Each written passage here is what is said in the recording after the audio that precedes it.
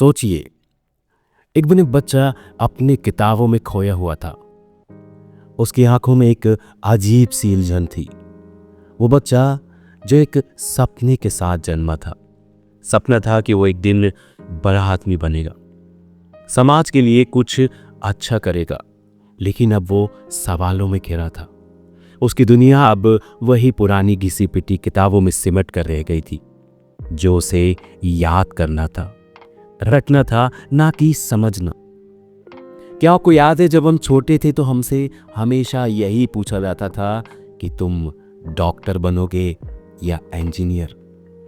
शायद यही सवाल इस बच्चे के मन में भी था। ये सवाल उसे एक ऐसे रास्ते पर ले जाता है जिसे ना तो उसने चुना था और ना ही वो इससे खुश था। उसके मन में सवाल था, क्या ये वही रास्ता है जो मैं हमेशा चाहता था?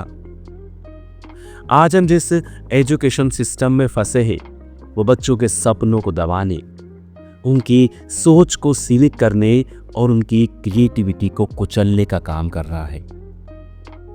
हमारी एजुकेशन सिस्टम सिर्फ रोट लर्निंग तक सीमित हो गया है, जहां बच्चों को कुछ भी नया सीखने का मौका नहीं मिलता। क्या ये सही है?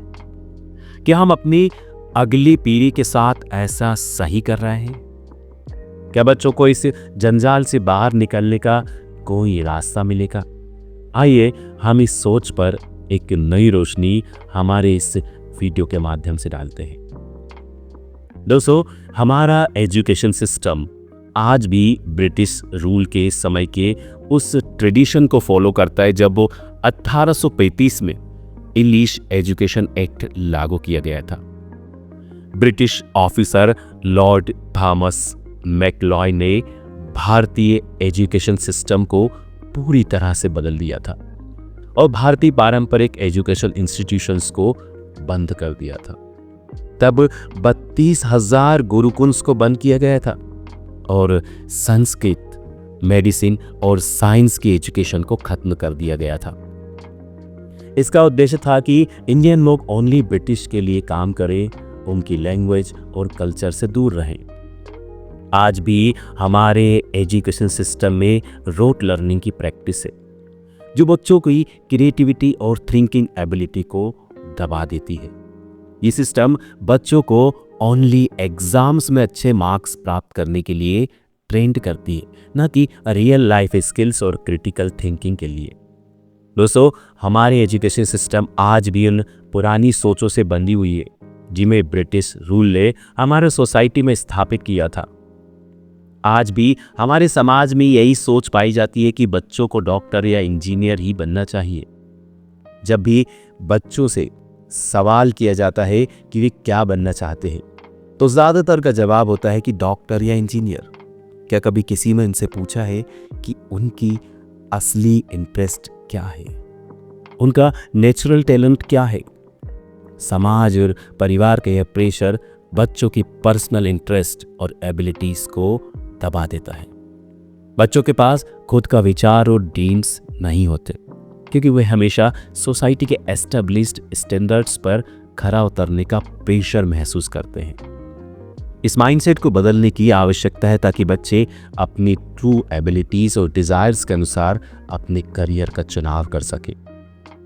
भारत में एक आम तंकी है कि सरकारी नौकरी ही सबसे सुरक्षित और सम्मानजनक ऑप्शन है।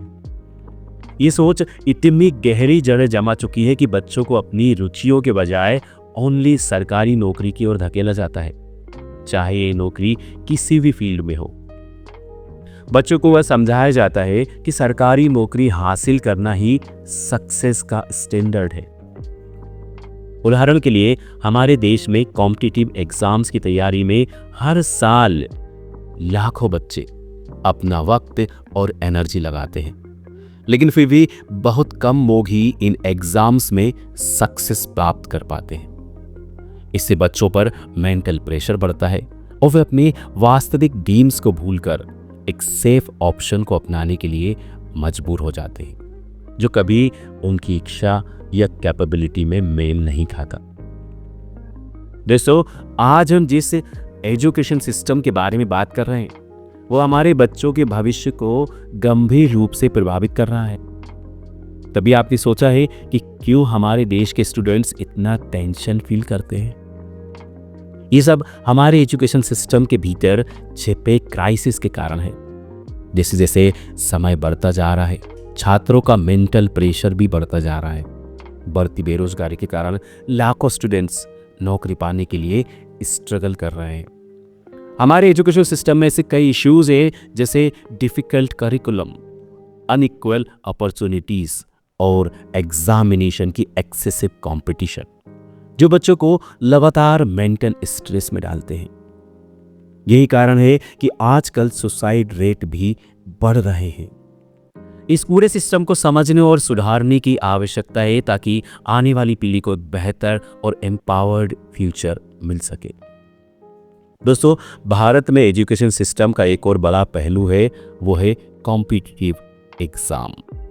हर साल लगभग 1.5 करोड़ बच्चे अलग अलग कॉम्पिटिटिव एग्जाम्स में पार्टिसिपेट करते हैं, लेकिन इनमें से केवल 15 लाख बच्चे ही सफल हो पाते हैं। बाकी बच्चे फेल्योर, एग्जाम लीक और एजुकेशन सिस्टम के प्रेशर के कारण मेंटल प्रॉब्लम्स का शिकार हो जाते हैं। ये एक्सेसिव कंपटीशन बच्चों को स्ट्रेस्ड और कंफ्यूज्ड कर देते हैं। क्या ये हमारे एजुकेशन सिस्टम का हिस्सा बन चुका है कि बच्चे हमेशा नंबर्स और परफॉर्मेंस के पीछे दौड़ते रहें, बजाय इसके कि वे अपनी रुचियों और एबिलिटीज को फॉलो करें? एग्जामिनेशन सिस्टम की ये कमियां न केवल बच्चों के मेंटल हेल्थ पर असर डाल रही है, बल्कि ये उनके सेल्फ कॉन्फिडेंस को भी डिस्ट्रॉय कर रही है। सोसाइटी और एजुकेशन सिस्टम को इन पर सीरियसली सोचना होगा। बसो, आजकल हम देखते हैं कि हर साल लाखों इंजीनियरिंग ग्रेजुएट्स निकलते हैं, लेकिन फिर भी देश में इनोवेशन और रिसर्च के मामले में भारत की स्थिति बहुत खराब है। फॉर एग्जाम्पल, भारत का स्थान दुनिया में 40वें नंबर पर है जब बात इनोवेशन और रिसर्च की आती है। लगभग 80% इंजीनियरिंग ग्रेजुएट्स ऐसे होते हैं जिनके पास प्रॉपर जॉब स्किल्स नहीं होते। इसका मुख्य कारण हमारे यूनिवर्सिटीज़ का पुराना सिलेबस है, जो आज से कई सालों पहले तैयार किया गया था। तब के टेक्निकल डेवलपमेंट और आज के रिक्वायरमेंट्स में बहुत बड़ा अंतर है। ऐसे में जब वो सिलेबस और करिकुलम पुराने हैं, तो बच्चे कैसे नई जानकारी हासिल कर पाएंगे और मार्केट की ज़रूरत के अनुसार कैसे फिट हो पाएंगे? इस सिलेबस को टाइम टू टाइम अपडेट करने की बहुत बड़ी आवश्यकता है, ताकि स्टूडेंट्स को मॉडर्न और रेलेवेंट एजुकेशन मिल सके। दोस्तों, क्या अब टाइम नहीं आ गया है कि हम बच्चों को उनके इंटरेस्ट और टैलेंट के अनुसार गाइडेंस करें? आजकल बहुत से बच्चे अपनी सेल्फ डिस्कवरी प्रोसेस से गुजरते हैं, लेकिन हमारी एजुकेशन सिस्टम उन्हें इस डायरेक्शन में सही गाइडेंस नहीं देती। बहुत बार बच्चे अपने ड्रीम्स को जीने के बजाय सोसाइटी और फैमिली के प्रेशर में आकर वही करना शुरू कर देते हैं जो उनसे अपेक्षित होता है। फॉर एग्जाम्पल, बहुत से बच्चे अपनी रुचि के बजाय सिर्फ सेफ करियर के रास्ते पर चलते हैं, क्योंकि उन्हें सिखाया जाता है कि किसी एक रास्ते पर चलना ही सक्सेस की है। अगर हम बच्चों को उनके स्वयं के टैलेंट्स और कैपेबिलिटीज़ के आधार पर गाइडेंस करें, तो वो अपने जीवन में सच्ची सेटिस्फैक्शन और सक्सेस हासिल कर सकते हैं। दोस्तों, जब हम अपने बच्चों का भविष्य बेहतर बनाना चाहते हैं, तो हमें एजुकेशन सिस्टम में आवश्यक सुधार करने होंगे। ये टाइम है जब हम बच्चों को उनके ड्रीम्स और इंटरेस्ट के हिसाब से करियर चुनने का मौका दें। हमें पुराने और रूटेड सिस्टम से बाहर निकलकर एक ऐसे एजुकेशन मॉडल की ओर बढ़ना होगा जिसमें क्रिएटिविटी, थिंकिंग, फ्रीडम और पर्सनल डेवलपमेंट को प्राथमिकता दी जाए। जब हम इस बदलाव की ओर कदम बढ़ाएंगे, तब हमारी अगली पीढ़ी को एक हेल्दी, हैप्पी और सक्सेसफुल जीने की अपॉर्चुनिटी मिलेगी। अगर हम अब बदलाव नहीं लाए, तो हमारी आने वाली पीढ़ियां इस ट्रैप में फंसी रहेंगी और हम वही गलतियां दोहराते रहेंगे जो पहले हो चुकी है। जरा सोचिए, जब हम अपनी एजुकेशन सिस्टम में बदलाव लाते हैं, तो कितनी नई दुनिया खुल सकती है। क्या होगा अगर हम बच्चों को उनके सपनों का पीछा करने का मौका दें? क्या होगा अगर हम उन्हें सिर्फ डॉक्टर और इंजीनियर बनने का दबाव छोड़कर उनके व्यक्तिगत टैलेंट और इंटरेस्ट के आधार पर उन्हें मार्गदर्शन करें। इतना ही नहीं, जब हमें एक नए पर्सपेक्टिव की जरूरत है। ये सवाल नहीं है कि क्या हम बदलाव ला सकते हैं, बल्कि सवाल ये है कि क्या हम बदलाव लाने की हिम्मत जुटा सकते हैं। हमारे बच्चे सिर्फ रूट लर्निंग से बाहर निकलकर कुछ नया सोचने, करने और खोजने के हकदार हैं। हमें उन्हें वो एजुकेशन देनी है भी जो उन्हें न केवल जॉब्स के लिए तैयार करे, बल्कि उन्हें सच्ची खुशी और सेल्फ कॉन्फिडेंस दे सके।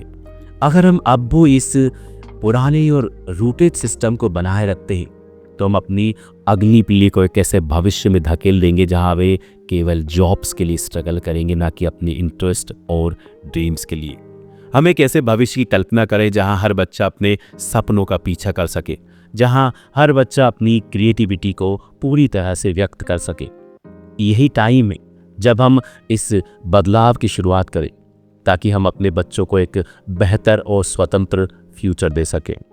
दोस्तों, इस वीडियो को आप ज़्यादा से ज़्यादा लोगों तक ज़रूर शेयर करें, ताकि ये उन बच्चों के पेरेंट्स तक पहुंच सके जो अपने बच्चों पर अपनी मर्जी थोपना चाहते हैं। अगर आप भी अपने इस एजुकेशन सिस्टम में बदलाव लाना चाहते हैं, तो आपको बदलाव खुद से करना होगा और शेयर करना होगा इस वीडियो को उन लाखों पेरेंट्स तक। मिलते हैं हमारे किसी अगले वीडियो में, तब तक के लिए नमस्कार।